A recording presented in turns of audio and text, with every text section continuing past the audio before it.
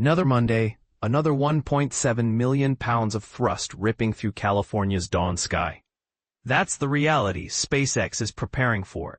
And if you think routine launches are getting boring, buckle up, because this one hides a twist that even seasoned space watchers are debating. But here's where it gets controversial. SpaceX has quietly bumped the instantaneous liftoff time to 9:26 a.m. Pacific. Yes, that's a 42-minute slip from the original 8:44 a.m. target. Why the change? The company hasn't offered a detailed explanation yet, which has sparked a flurry of theories on social media, ranging from last-minute weather tweaks to secret payload adjustments. Sound off below. Do you think transparency should be mandatory for taxpayer-funded ranges, or is SpaceX's need-to-know policy justified? The mission itself is textbook SpaceX on the surface.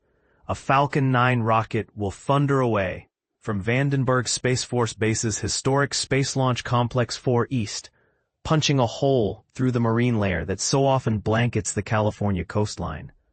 The launch window stays open until 12:44 p.m., giving the team a generous 4-hour cushion to wait for the perfect sliver of clear sky.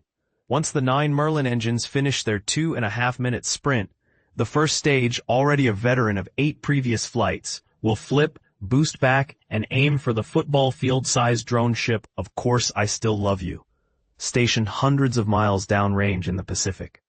If the landing succeeds, this booster will notch its 9th touchdown, inching SpaceX closer to the once unthinkable milestone of a double-digit reuse. And this is the part most people miss. Every one of those 24 Starlink satellites tucked inside the payload fairing is essentially a mini-fridge stuffed with cutting-edge phased array antennas and ion thrusters. Together, they'll join more than 5,000 siblings already encircling Earth, blanketing the planet in high-speed internet.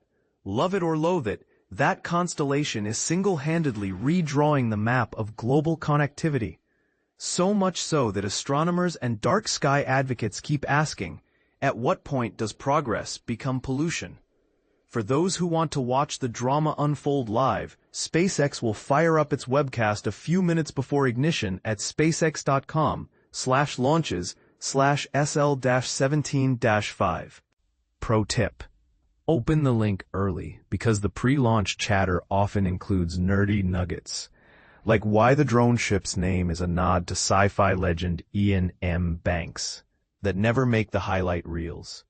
So is this just another ho-hum Starlink run, or a subtle reminder that reusability is quietly reshaping the economics of space? Drop your take in the comments.